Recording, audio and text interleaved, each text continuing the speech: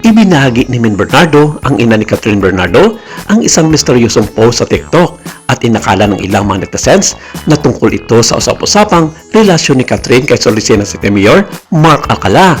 Ang pamilya ni Catherine, lalo na ang kanyang mami, ay naging very supportive sa kanyang career sa entertainment industry mula pa noong bata pa siya. Very visible si Mami Min sa mga taon ng kanyang anak bilang artista. Mahal na mga tagahanga ang ina ng celebrity dahil kilala siya sa pagiging toxic at controlling. Kilala rin ang actress sa pagiging mapagbigay sa kanyang pamilya. Nagpatayo pa siya ng kanyang dream house para sa kanila. Gayunpaman, noong Marso noong nakaraang taon, ibinahagi ni Catherine sa isang panayam na lumipat siya sa bahay ng kanilang pamilya. Sinabi niya ng kanyang desisyon na mamuhay ng makapag-isa ay para sa kanyang sariling paglaki.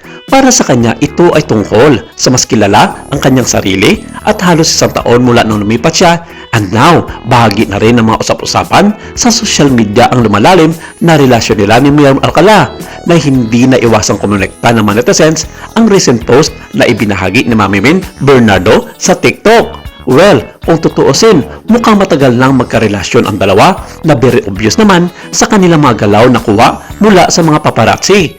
Sa comment section ng kanyang post, dalawang netizens ang nagbahagi ng mga larawan ni Lucena City Mayor Mark Alcala na ngayon ay very sweet na kay Catherine Bernardo.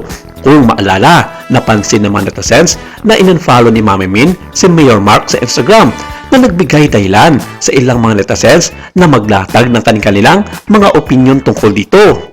At kung babasahin sa mga komento ang tono ng pananalita ni Mami Min ay sa kasalan na mapupunta ang relasyon nina Catherine at Mayor Mark Alcala. Sabi nga, naging obvious tuloy si Mami Min na halatang hindi pa ito ready sa mga senaryo ng isang kasalan. Kung makailan lamang ay namataan sina Catherine at Mark na magkasama sa isang mall at iba pang mga sightings sa iba't ibang mga kilalang resto sa Calacang, Maynila. With this, netizens commented that the rumored couple has not only launching their soft relationship but as a sign of being in a serious relationship. Bago ito, may mga sinasabing nakita silang magkasama sa iba't ibang pang mga lugar. As of this writing, wala pang payag sina Catherine Bernardo at Mayor Mark Alcala kaugnay ng balitang pagpapakasal nila na hango naman sa mga naging reaksyon ng mga solid Catherine sa kanyang nanay na hindi pa rete sa ganitong level of relationship.